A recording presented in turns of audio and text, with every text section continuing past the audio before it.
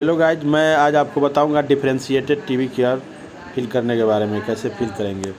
सबसे पहले हमें क्रोम में जा करके हमें अपना निक्से डाल करके आईडी पासवर्ड डाल करके लॉगिन कर देना है। लॉगिन करने के बाद इस तरह का कुछ इंटरफेस खुल जाएगा। फिर हमें जाना है रिपोर्ट्स पे।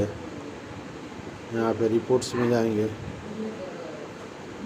निक्से रिपोर्ट को ओपन करेंगे। ऊपर का इंटरफेस कुछ इस तरह से खुलेगा। 3 डॉट पे जाएंगे। 3 डॉट पे जाने के बाद आपका यहाँ पे आ जाएगा पेशेंट मैनेजमेंट फॉर्म, 5वें नंबर पे है। इसको ओपन कर देंगे तो डिफरेंशिएटेड टीबी केयर ओपन हो जाएगा। फिर अपना आपका अगर हेल्थ वेलनेस सेंटर से भर रहे होंगे तो ऑलरेडी भरा हुआ आएगा ये PHI आप लोगों का। मान लीजिए सिक्टोर का भरना है तो ये आप लोगों में ऑलरेडी खुला हुआ आएगा। सिक्टोर सेलेक्ट कर लिए। यहाँ पेशेंट का आईडी डालेंगे।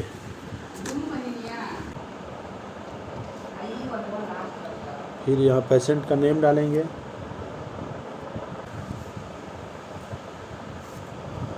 डेट मांग रहा है, डेट ऑफ असेसमेंट, किस डेट में आप फिल कर रहे हैं। सेम डेट डाल सकते हैं। डेट ऑफ डायग्नोसिस, किस डेट में मरीज डायग्नोस हुआ था। तो ये 24/5 में डायग्नोस हुआ है। बैक डेट में जाके 24/5 डाल देंगे। पेशेंट का एज कितना है। फिर एज डालने के बाद असेसमेंट टाइप पूछ रहा है। जब पहली बार भरेंगे तो इसमें बेस लाइन डालेंगे। अगर उसका दूसरी बार कर रहे हैं तो फर्स्ट फॉलोअप करेंगे, सेकेंड फॉलोअप, थर्ड फॉलोअप। ये 6 मंथ जब तक दवा चलेगा तब तक। अगर मरीज़ गंभीर रोगी है तो इसको हर महीने आप फॉलोअप कीजिए।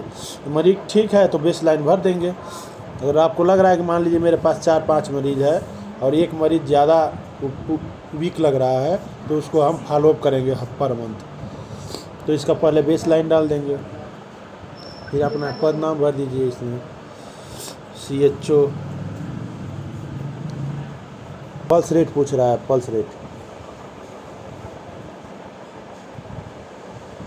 यदि आप अपने यहाँ पेशेंट का पल्स रेट कर रहे हैं तो जो आ रहा है वो फिल कर दीजिए। यहाँ से देख लेंगे, ये लिख रहा है पल्स रेट पर मिनट और यहाँ पे क्वेश्चन मार्क का है। तो वहाँ से भी आप देख सकते हैं इसका नॉर्मल रेंज क्या है। इसमें दिया भी है नॉर्मल रेंज आपका। तो उसका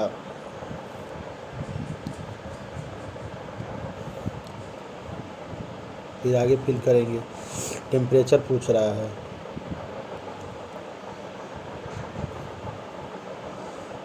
फिर इसका ब्लड प्रेशर पूछ रहा है। सिस्टोलिक और डिस्टोलिक पूछ रहा है। इसका नॉर्मल है।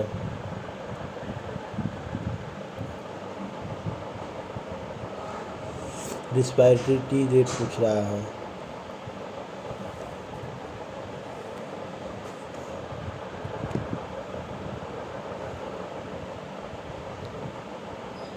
ऑक्सीजन सेचुरेशन,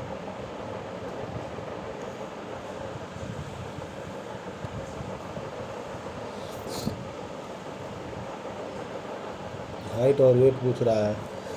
तो आपके वहाँ से हाइट वेट मिल जाएगा पेशेंट की लिस्ट में।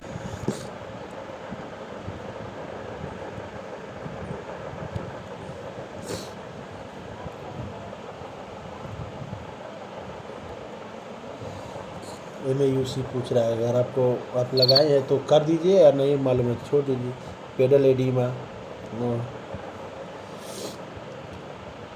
जनरल कंडीशन, टेरस, ये सब आपको, ये सारी चीज़ें आपको मालूम है। नया पेशेंट का चेक कर लीजिए तुरंत अगर आपके पास गया हो तो। बहुत से पेशेंट अपना जांच भी करा के आते हैं सब।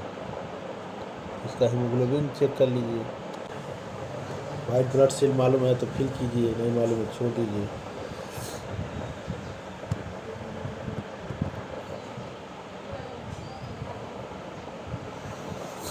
फिर यहाँ पूछ रहा है ये न्यूट्रोफिल्स और लिम्फोसाइट, बेसोफिल्स, इसिनोफिल्स और मोनोसाइट्स सारे मिला के 100 होते हैं। टोटल का जब काउंट आएगा तो 100 होगा। ये पेशेंट ऑलरेडी अपना जांच करा के आया हुआ है तो देखते हैं इसका न्यूट्रोफिल्स है 71 और लिम्फोसाइट है 21। इसका एसिनोफिल्स है 6 और मोनोसाइट्स है 2। बेसोफिल्स 0। बेसोफिल्स हमेशा 0 रहता है। यहाँ देखिए सक्सेस दिखा दिया, ये नीचे सक्सेस लिख के आ जाएगा।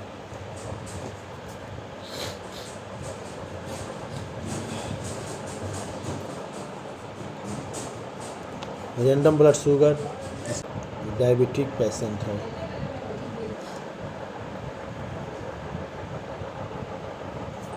जो नॉन डायबिटिक रहेगा तो आप नॉन डायबिटिक डाल दीजिए। HIV नहीं है। चेस्ट एक्सरे आधार कर दीजिए। जैसा है आप एक्सरे देख के भर सकते हैं। हेपेटाइटिस नहीं है इसमें।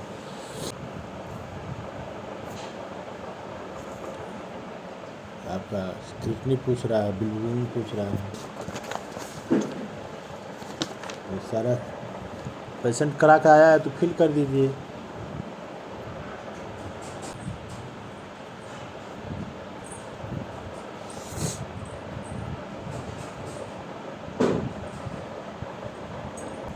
SGPT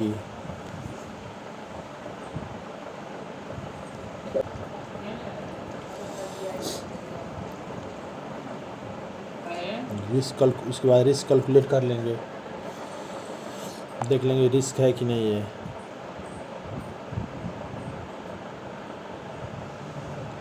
ये यहाँ पूछ रहा है पेशेंट को ट्रांसफ़र करना है या नहीं करना है। रिस्क कैलकुलेट क्या लिखा है, लो रिस्क बता रहा है, छोड़ देंगे। सबमिट का ऑप्शन आएगा, यहाँ सबमिट कर देंगे। धन्यवाद। सबमिट सक्सेसफुली लिख कर आ गया है।